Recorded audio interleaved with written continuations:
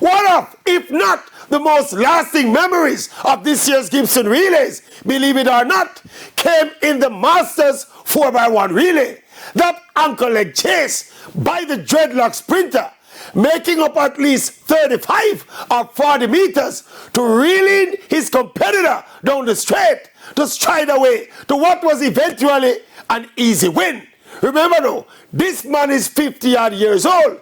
It would have been interesting to hear his split for that ankle leg. And look, with Jamaica still trying to find its footing in male sprinting since the departure of the golden generation, with the World Championships coming up later this year, maybe this brethren can achieve the unthinkable. Maybe in running up a simple race, he could inspire an entire nation, proving that nothing is impossible and anything is possible. And indeed, that age is just a number.